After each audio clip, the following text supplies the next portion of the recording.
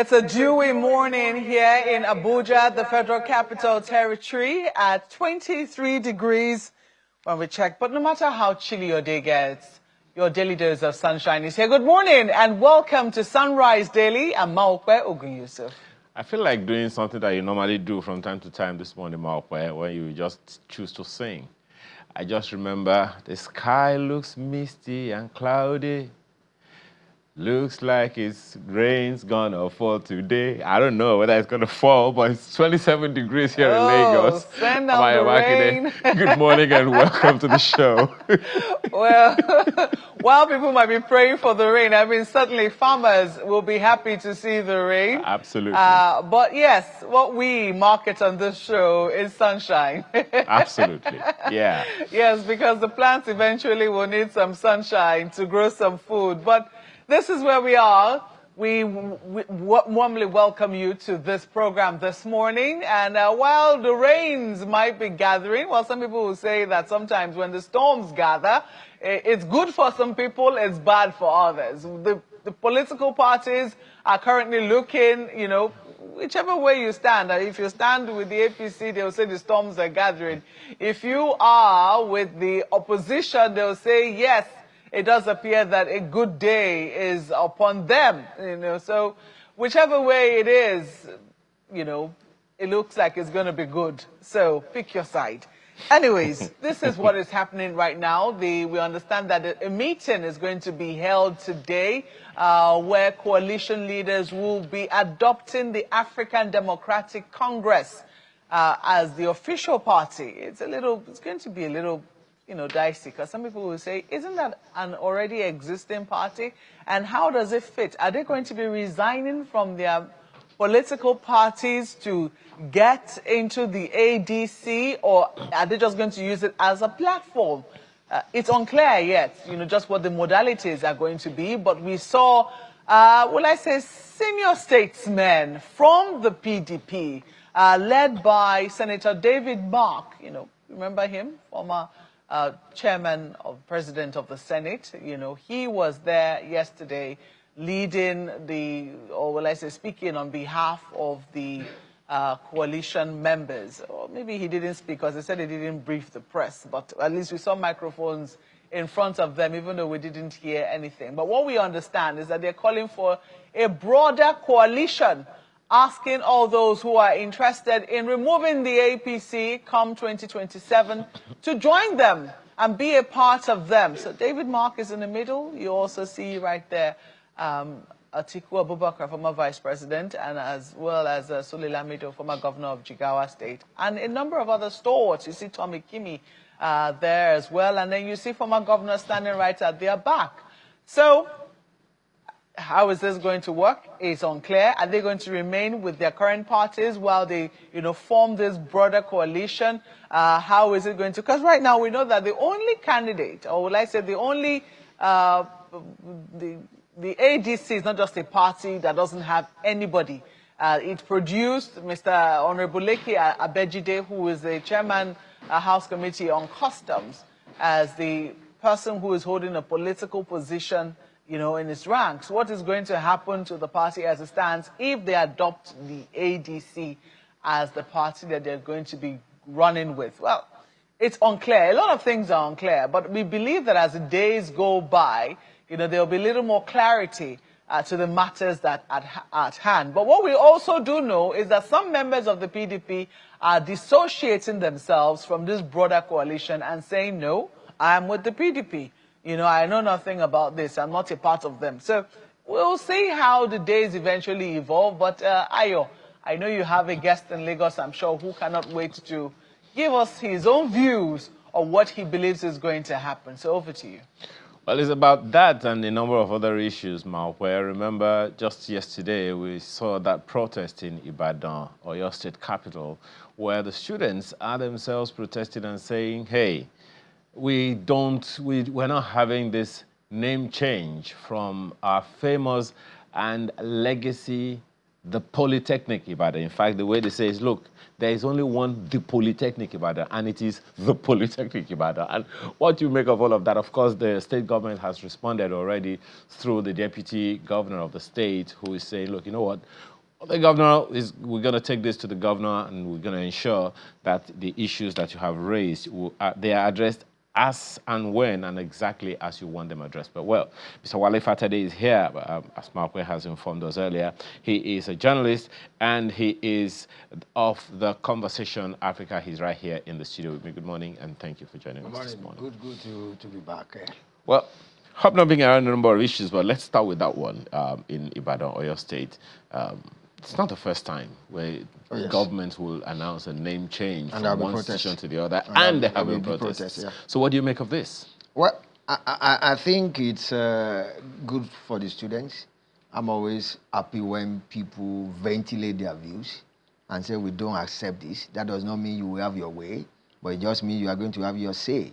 Now, for me, the late Victor Omololu Olunloyo is eminently qualified that any structure, any organ, any institution in our dear Oyo State is named after him. That's a fact. Not just being a governor, being a commissioner, being that iconoclast that he was.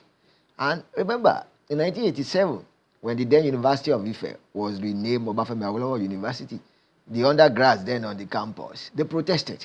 I remember very well because that was the year I was looking for admission. So I remember that protest very well. But the federal government went ahead, and the University of Ife, which, if they are in so much in love with the Article D, the University of Ife became Obafemi Awolowo University. And then look at 87 now. Many people, unless those of us the older generation, remember that the Obafemi Awolowo University was actually University of Ife. I remember the joke with my father, who would tell us that he attended the University of Ife, not Obafemi Awolowo University. And so I appreciate the students' protest, but I think for me, if I were the governor, I will stick with that. Perhaps one of the challenges here is that of engagement, whether or not the government has significantly engaged the students. Remember what happened in the University of Lagos when they disagree with Mashood Abiola. Exactly. And you know, President Goodluck Jonathan is a gentleman, so that's why I felt he changed that. But at certain level, in as much as the students are stakeholders, the name the school bears is not in their remit. It's not their purview to determine the name. Your duty is to attend the school. But I appreciate the protest because under democracy, people should have their say, but it doesn't mean you should have their way. But I think what we might be thinking about again is the loss of history, the loss of understanding, the loss of knowledge. How many of them really understood what the late Omololu Olunloyo stood for? I mean, have they been taught his legacy? Have they been taught his politics? Have they been taught his activities? I mean, and I think for me, we actually lost the late Olunloyo to politics. Perhaps he would have been Nigeria's first Nobel winner in the sciences, maybe engineering or physics, considering the kind of articulation or the kind of brilliance he espoused. But be as it may, but I think there is nothing. So these things are not sacrosanct in that. For the kind of a person that Dr. Olunloyo was, I think renaming the Ibadan Poly after him is in good order. Well, that's the decision of the governor. But definitely. One of the issues that Markwe raised there is that meeting that's going to happen today of that coalition. So on the one hand, there's been the accusations and counter-accusations by politicians saying, what they call anti-party activities. I think we need a study to commission I think to understand what we mean. Just a second, to understand what we mean by anti-party activities. Because on the one hand, that is usually there. On the other hand, is that this coalition initially has members of various political parties in it, including the main opposition party, which has been has been in murky waters for a while. On the other hand, is now that they've selected, so to speak, one that Markwe, reminded us they're going to have a meeting about today. What do you make of all of that rigmarole? It would seem like this is the only time we hear of political machinations. Only when we are running towards I thought they were going ahead with ADA. I didn't know this would happen. And, I saw the statement issued by their home state former governor, Rauf Aregbesola. And it was so grandiloquent that I was just laughing.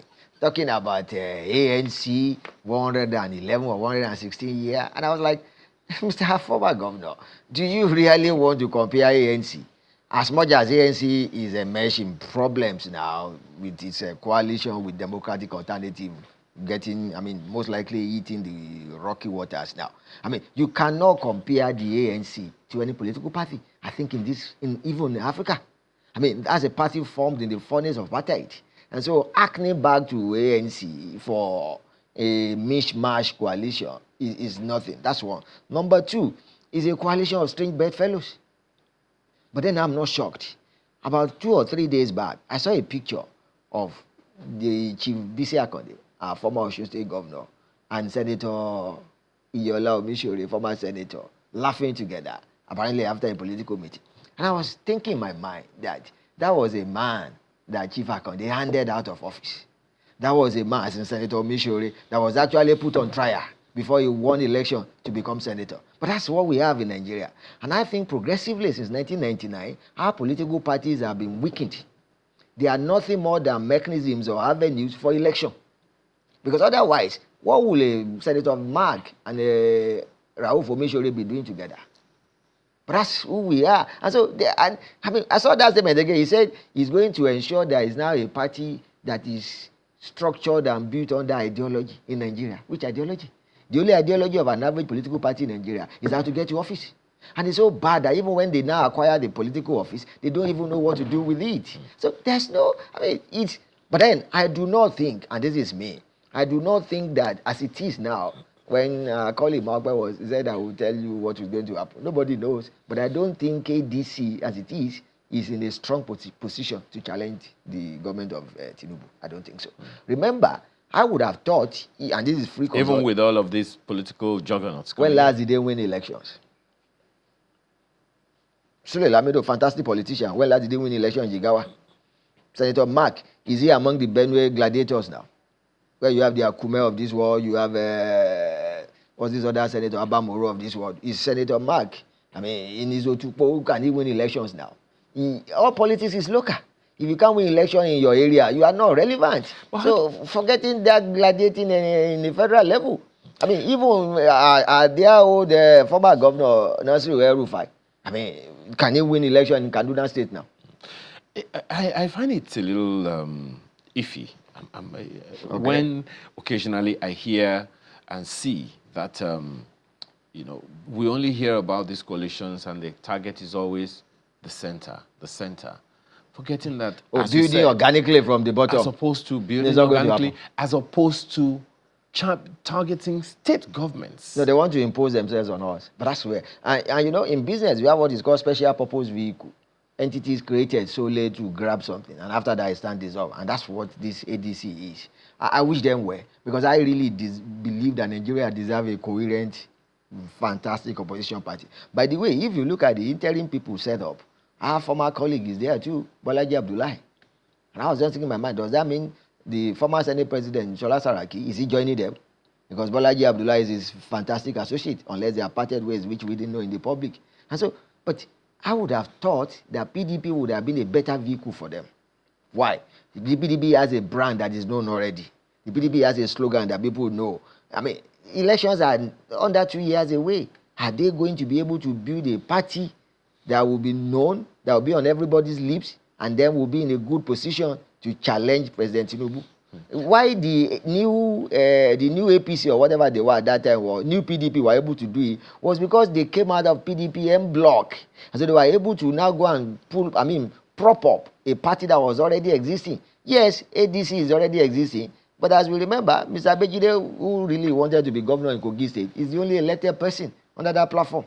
So how much of ADC? Where would they get offices now? Where would they build structures? Fine, some of them have already existing structures, but are they willing to subsume their personal ambition or personal ambitions now under this coalition? These are interesting. They are interesting days ahead. It's good. It's interesting that you mentioned the PDP. I read an article that spoke to the very roots of the PDP being founded even during the Third Republic. Yeah. With the G34. Yes. Yeah.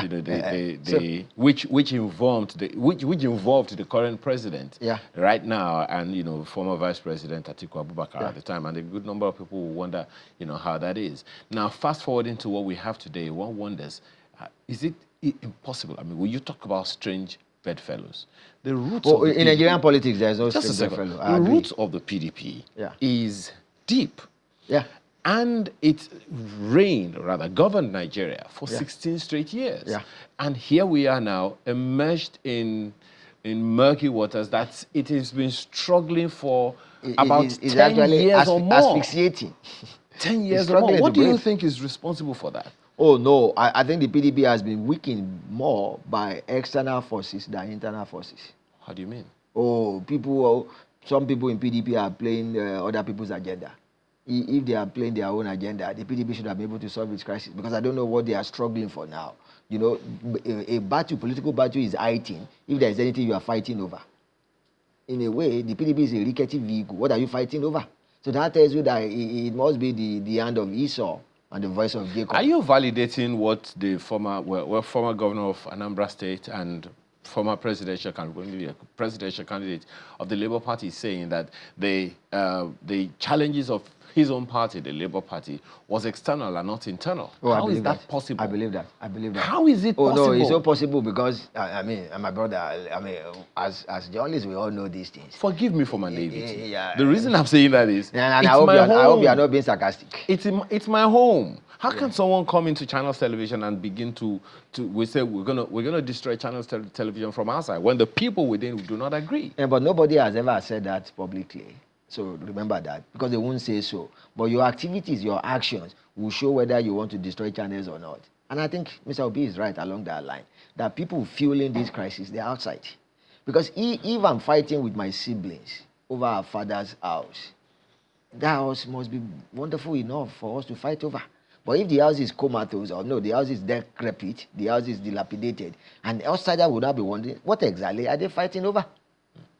If there is nothing left, there will be no battle. And so, in the typical grand scheme of the party in government, which is not the first time, it has played out successfully in our country, you have moves in different parties that you know can actually hinder you from reaching your own promised land. And that's what is happening. It's nothing new. And for me, it shows how, and I use this word very carefully, how inept, or as they say, Gen Z, say they don't rate us, how they don't think so highly of Nigerians when the same script is played over and over and over so and over you again. agree with Mr. Obi when he says that it is the government of the day that is responsible for the woes of the Labour Party?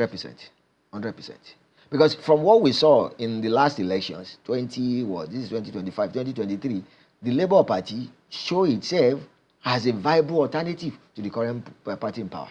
So, and you have to clamp down on that opposition. That's what is happening. I believe absolutely. Is that what's also happening with the PDP? Oh, they have started that battle of PDP before now. I mean, look at Wike alone, the Minister of FCT, is enough to wreck PDP. Okay, so was it also the APC that was responsible for the movement, mass exodus of members of the PDP to the APC in 2014 in the build-up to the 2015 Now, these elections? things play out with background intimidation, background harassment, which is happening. Let's not play. But the PDP was the one in government at the time. They did that too. That's what I'm saying. They did that. I'm not excusing PDP. I'm just saying perhaps harvest is usually greater than what you sow. So perhaps that's what is happening to PDP. But PDP did that too. So whereby you plant stuff in other parties just to create confusion, just to create kerfuffle, just to create battles, and that's what is happening. So these are political strategies now part of the world. We got to go now. So where do we go from here? Where do Nigerians go from here? I think head or tail, we are going to get the short end of the stick. Oh my! Because cast your mind back. Look at the party in 1979 to 83, the National Party of Nigeria, for instance, where you had the late Augustus Meredith Adisakiloye, Baban Tutaba, as we call him in Ibadan, as the party chairman. Which governor of MPN could speak after he had spoken, or Oba Ahmed, who was the secretary? I mean, remember the Lagos, Oyo, Ondo, Ogun, and Bende, as they were then governors, even their policies had to be brought to UPN. The party structure was so strong. Do we have parties like that again? Well, I guess time will tell. At the end of the day, it's the people that matters. We must not get the short end of the stick, at least. I think we can say the politicians are now on notice. So. I hope so. Okay. I wish so. Thank you so much for your time this morning. Wale Fatade is a journalist and commissioning editor of The Conversation Africa. We appreciate your time again. You're welcome. All right. We're right back after now for another conversation. To stay with us.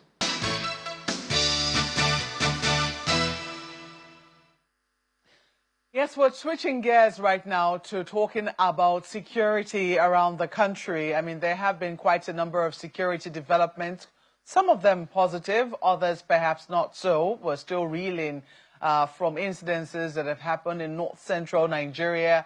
And clearly, well, thankfully, some arrests have been made with the incidences that happened in Benue. Today, we're being told that some major terrorists have now been taken out by the Nigerian military.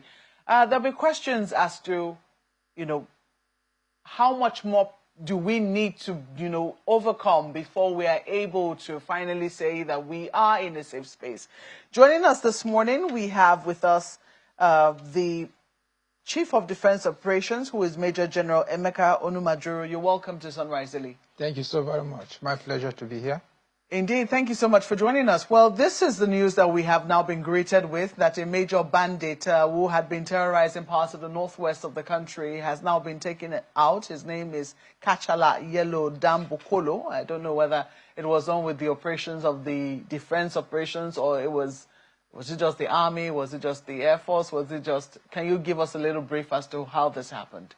Yeah, most operations are most state coordinated among the three services. The Armed Forces of Nigeria is fully joined in terms of conduct of operations. You have the Land Forces, which is the Army, you have the Air Force, you also have Special Forces elements under Defense Headquarters. So most operations are joined, and even elements of the National Intelligence Agencies like the DSSS and also police are involved in the conduct of operations. So I wouldn't ascribe it to a single service activity. Yeah, but can you tell us about this particular operation which took this man out? Yeah, for some time now there have been challenges in Benue and Plateau, which the armed forces have clearly been addressing. And of course, a key part of our strategy is to focus on the leadership, because we believe that once the leadership is taken out, then the chances of the foot soldiers regrouping is always limited. So a key line of operation is decapitation of the leadership of not just bandits, even terrorists. And the bandits that you mentioned is one of those key elements we have been looking for. Unfortunately, the troops were able to zero in on him and neutralize him. And we believe more will still be achieved in that light. Okay. So while we're making progress on the one hand, taking out bandits, I mean, a few days ago, I'm trying to see if it was a week, if it's up to a week now or 2 weeks, there was a reported meeting between members of the Nigerian security forces. I'm unclear now as to which group, but then you also had terrorists, or will I say bandits, in a meeting, in a truce meeting of some sort. Is this something that you're aware of? Yes, you see, it's not really a truce meeting. There are ongoing DDR programs in the Northwest, ongoing DDR programs under Operation Safe Corridor Northwest. And the idea of the DDR program is for bandits who are willing, no attachments, who are willing to surrender wholeheartedly and seek the path to peace so that they can be reintegrated in the society. So there are no elements of negotiation whatsoever. The program is open, like we have in the Northeast, for bandits and their members who chose to give up willingly, and then they are profiled. After they are profiled, they go through a judicial process. Those that have been found really culpable, of course, face the extant laws. But those that fit into the bill for DDR are sent to Operation Safe Corridor Northwest, almost a one-year program for de-radicalization and rehabilitation. Okay, so that meeting, took place. For a number of Nigerians who saw some of the visuals on social media, I do not know if you were privy to some of the visuals that they saw these people coming in with their arms, with their guns, and they're wondering, and some of them were, parked very close to security vehicles. These were clips that we saw. We were told of what happened, within the hall, but the optics gave a lot of Nigerians concern as to how it is that we could be seeing these people armed, going for a meeting with Nigerian security operatives, knowing that the only people who should, be the sole bearer of arms are people like yourself who have, vowed to uphold the element of force lawfully within the Nigerian state. How do we explain that? Thank you. I'm happy you talked about clips. You talked about clips. You know, clips can be very deceptive. Clips can be manipulated. If you have talked about a complete range of video from beginning to end, then you can clearly understand what I'm saying. But the clips can be manipulated. Now, like I told you earlier, there are DDR programs going on. Those DDR programs are voluntary, no attachments to anything. Bandits, terrorists who are ready to surrender and give up fighting have that opportunity. Now, it's not as if that you can really throw up your arms and the system takes you in. No, there are still a lot of measures. The Ministry of Justice is even involved in the screening, in determining the extent of your culpability. Those that are really culpable are separated. But those that are not that culpable are not taken to the DGR Center in Operation Safe Corridor Northwest. So that is the true situation. Yeah, well, that's, while I'm not dismissing that, clips cannot be manipulated, what I'm saying is that people did see these people with, guns. It's like when the meeting was over, they were going back to their base. Maybe they were not satisfied, or maybe they're not ready to voluntarily That is why their I'm arms. telling you what the situation is. You see, there are collection centers in each of the states of the Northwest. There are collection centers where bandits first surrender themselves, the arms are collected, and then the profiling process commences. So it's not just a one-stop for all this activity. All these activities take place in several locations. But ultimately, all those that have been screened and found fit for the program are now moved to Operation Safe Corridor in Gombe. Okay, well, maybe we'll leave banditry a bit because, communities are still living in some fear with regards to banditry. Just a few days ago, a village was attacked in Zamfara. I do not know if you saw that clip as well. I hate to use the word clip, but when we see those kinds of things and we now hear reports later that these, bandits attacked the villages in broad daylight. So these things are still happening. How do you reassure people in those communities that indeed there's so much work is still going on to make sure that they feel safe? Thank you very much. I wouldn't say there are no attacks. There are attacks, one or two places. But what we're looking at it is, when you look at the successes that have been achieved, an isolated incidents or one or two cannot be the yardstick to measure the level of progress. For one attack that you saw the clip or that you heard about 100 have been prevented from happening. So when you put the picture in totality, you will be able to appreciate that those are isolated incidents. It's not that we encourage isolated incidents. No, every Nigerian is entitled to full security, and that's what we signed off. And the armed forces is committed to doing that. But you see, banditry, kidnapping is a huge criminal ecosystem. It's a huge criminal ecosystem for various motives. Some could be for funding, some could be to undermine governance and the political system. Some could be to force people into compliance to illegal rules. Now, because it's a criminal ecosystem, the military line of operation alone is never adequate. The military line of operation alone is never adequate. And that is why the defense headquarters have always spoken about having a whole of society approach to tackling issues of banditry, issues of kidnapping. They are all linked. The terrorists, in an instance, is the same bandits, is the same kidnapper. The kidnapper is the same terrorist, the same bandits. Among all these people, you have the support structures. You talked about bandits. When they're also cattle, somebody buys these cattle of them. Somebody keeps the money. Somebody transports the cattle from here to all the way to Lagos, knowing it's a stolen cattle, it's a rustled cattle. So it's an ecosystem that every arm of government will need to be involved. Talk about lawfare, the judiciary, they need to be strengthened to be able to tackle these cases, to be able to bring people to book when they are arrested. The police, for instance, also need to be strengthened to be able to police these localities. Is it border issues? The immigration need to be involved. Some of these bandits too coming from across the borders.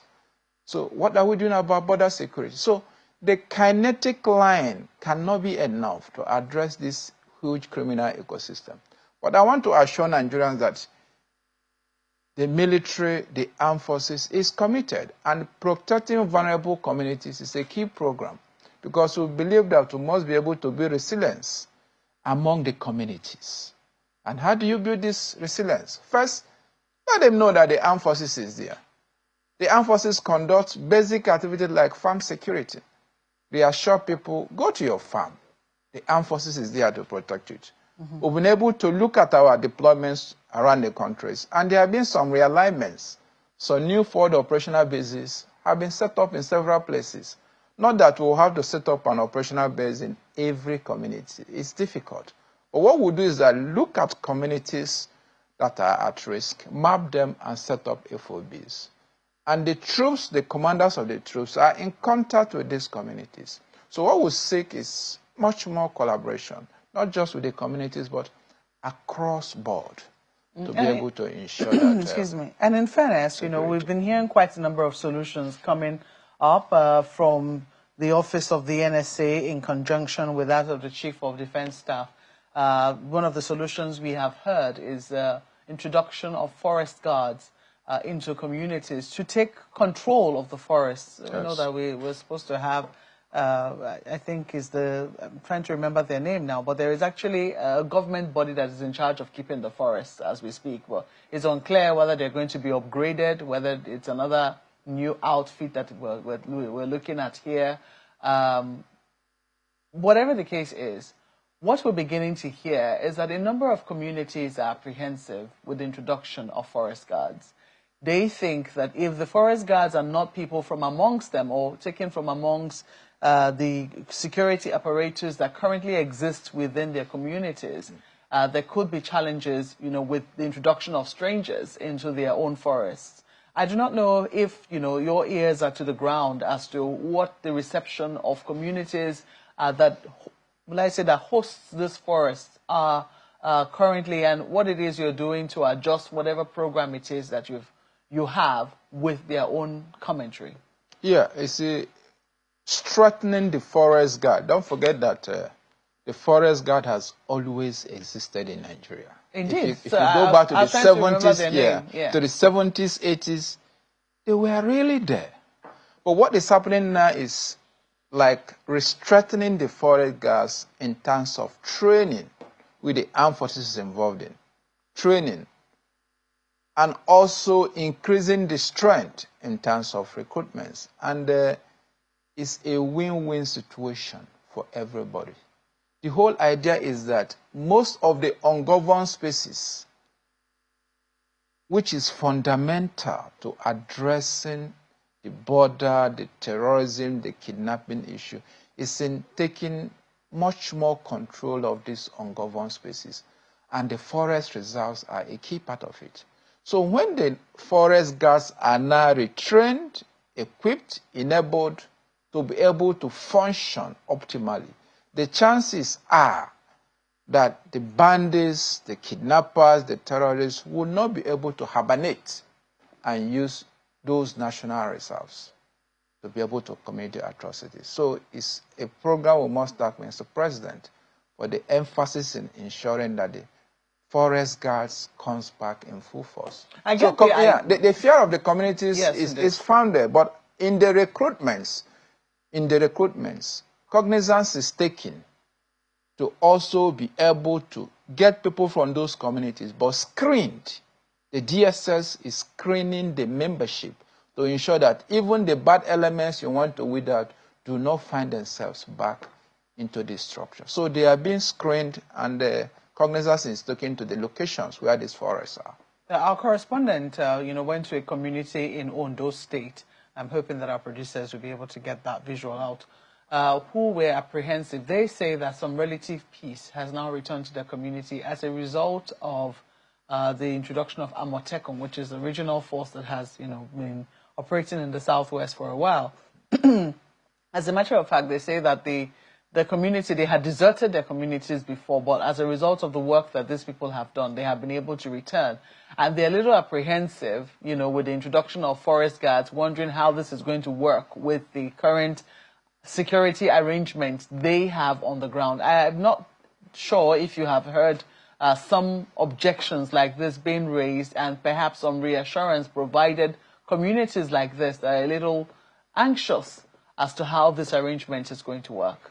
Yes, I clearly understand what you're saying, but the forest guards will be able to strengthen whatever arrangement that the Amotokun or any other state security apparatus have been able to achieve because of the training they have, because of the capabilities they have. And remember, I did talk about having a whole of society approach. Now, those state security apparatus, not just in Ondo or in the southwest, everywhere, civilian joint task force in the northeast and northwest, they are all part of this enhanced apparatus. And within this total system, there is a lot of intel sharing. There's a lot of support, because even the Amotokun or the civilian joint task force cannot be able to operate alone or freely without the enabling support, when required, of the armed forces or the broader security agencies. So I think it's complementary, and at the end of the day, it will be a win-win. Will you be reaching out to those communities that have expressed some anxiety, or communities that have existing arrangements for their own security, to say, no, they're not going to be working at cross purposes? They're actually there to support whatever it is you have on the ground. Sure. Community engagement is a key part of our non-kinetic approach to operation. Community engagement, particularly the leadership, the opinion makers. Every commander in his AOR always have a way of reaching out to the community leaders to be able to tell them what the armed forces is doing, what the security agencies are doing, what they can do better, and also to be able to feel the pulse of the community. You cannot operate in a community and you are selected. If you do that, your chances of success is almost zero. So I can assure you that the local communities in those areas are continuously interfacing with these community leaders to reassure them, and also to carry them along in whatever operational plans they are doing. So we've touched on the northwest and the north and the southwest somewhat. Let's go a little now to the northeast, where we had seen a resurgence of sorts of Boko Haram. We haven't heard any incident. Well, there was one last weekend, a suicide bombing reported, we understand, close to a market, or is it a place when someone was selling food or so. The president did issue a condolence message to that effect. But I wanted to know, what exactly is the current thinking on the ground with regards to what has now happened in Borno and the resurgence of terrorists that we're witnessing? Thank you very much. I do agree there were a few setbacks in terms of attacks that the adversaries successfully executed. It could be a bomb attack, it could be an attack on troops, yes. But that is being addressed. And if you check back, you can find out that in the past 2 or 3 weeks now, it's a bit stabilized. The Chief of Army Staff, the Chief of Defense Staff, the Chief of Air Staff, and the Naval Staff have done a lot in the sense of trying to increase both the manpower and the capabilities deployed in those areas to be able to address this thing. Now, warfare, sadly, is not, the graph doesn't go up continuously. The graph is not up continuously. There's always a down end, there's always a push forward. So that will agree. But in terms of resurgence, I wouldn't want to call it a resurgence, because the areas as it is now are clearly under control. I look at it more of a one-off incident, and the troops are beginning to tackle those key areas by increasing ISR, increasing the overall understanding of the intelligence picture, to be able to ensure that nothing passes through the cracks. So we are working on that, and I assure Nigerians we are on top of the situation. I was just going to, ask for an explanation as to what could have caused what we saw. Because it wasn't, yes, the one that happened over the weekend, last weekend, was a one-off.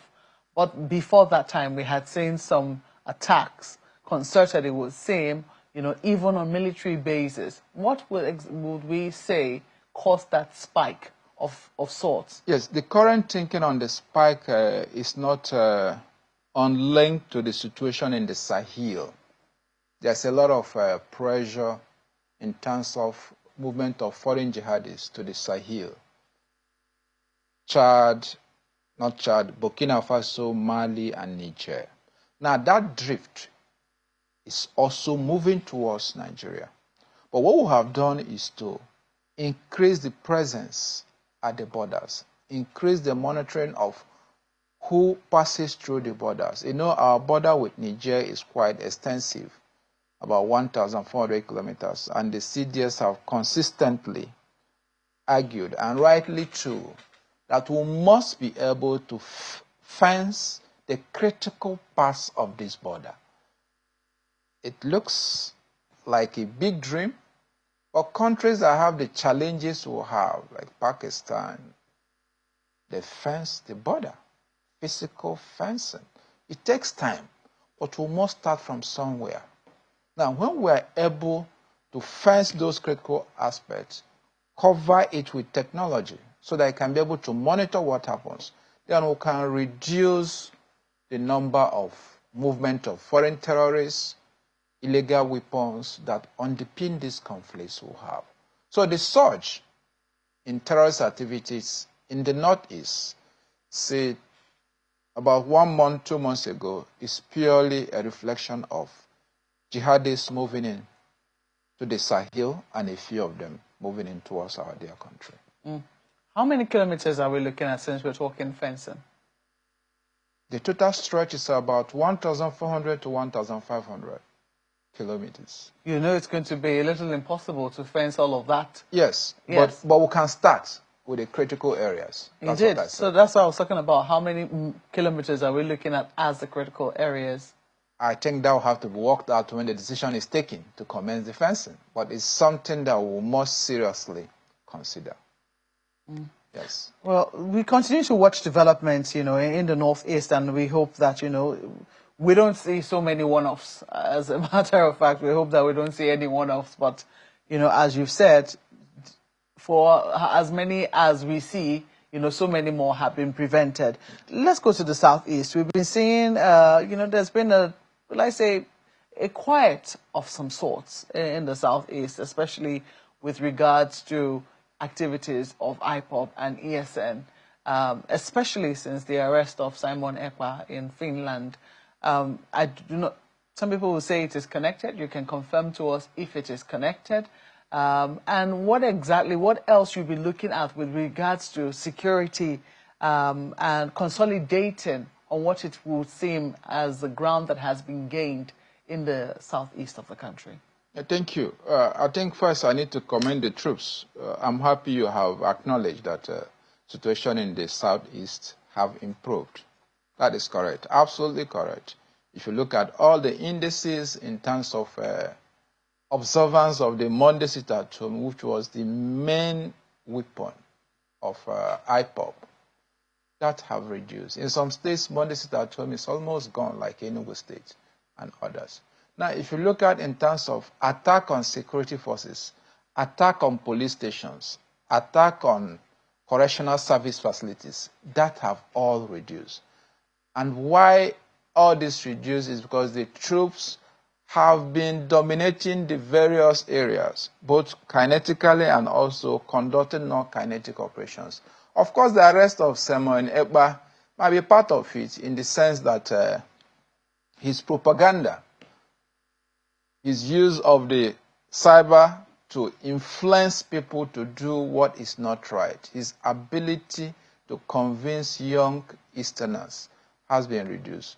But I would rather lay the credit on the kinetic and non-kinetic operations being conducted in the Southeast. And the governors in the Southeast also deserve credit because they have also been in the forefront of collaborating with the security agencies on talking to the community leaders that it's not the way to go. So when you put all this together, that accounts for the success we have achieved. To maintain it, we need to continue to do what we're doing. We need to continue to conduct both offensive and non-kinetic operations so that at the end of the day, the problem in the South will be truly resolved. The political issues also remain, but we'll leave that to the political masters. I'm sure at their best time, they'll be able to see how they can bring a closure to the agitation. Clearly, the challenges that Nigeria faces right now are more internal than external. Yes, that's not to say that we will not watch what is happening externally. And of course, the influx of jihadists, as you said, happening in the Sahel region is also a development to keep a very close eye on. However, a lot of our challenges continue to remain internal. So looking forward, how do you think that the Nigerian military, starting from the defense headquarters, is going to be evolving to look at the challenges that we're facing internally and seeing how they can adapt, to tackle this more effectively? Because clearly it would seem that that's where we need the help of the military more. Yeah, the armed forces of Nigeria have continued to evolve since when I joined the armed forces, and I became an officer in 1992. So transformation is a key part of the armed forces in the sense that warfare is dynamic. The challenges you face today is not what you face tomorrow. When I was a young officer, there was nothing like banditry. Even as a very senior officer, as a colonel, terrorism is something we never believed would happen. So because we know that the threat is dynamic, because the threat changes, so the armed forces continue to modernize, continue to transform. And the key areas of these transformations, first, in terms of training, leadership training, and also training of the soldiers in terms of platforms. The platforms for warfare have shifted. 10 years ago, drone was not there. But today, drone is there. It's a key platform. Even our adversaries in the Northeast are using drones. And not just using drones, single drones, swarms of drones. So we need to develop our counter-drone capability. IED was not there before. But now, if you look at the number of deaths we have in the Northeast, for instance, IED accounts for the majority. So that means the armed forces must develop capabilities for counter-IED. So these are all transformation areas that the armed forces is currently working on, improving the way we fight. So at the end of the day, we have an agile force that can be able to react at very short notice. We are also developing our SF capabilities to be able to tackle this crisis head on. So the armed forces is constantly transforming. Well, General, we have to thank you, and as well as members of the Nigerian Armed Forces for the work that they do. We continue to wish them the very best in their service to the fatherland. Thank you so much for coming on Sunrise Daily this morning. Thank you. Major General Emeka Onumajuru is a Chief of Defense Operations, and we've been speaking on security update in many parts of the country. Well, that's where we leave Sunrise Daily this beautiful Wednesday. Why am I getting ahead of myself? It's just Wednesday morning today. Thank you so much for watching. I'm Maokwe Ogun Yusuf. Don't worry, Maokwe, don't be in a hurry. Friday is coming, just 2 days away. I'm Aya Makinde. Enjoy the rest of your day.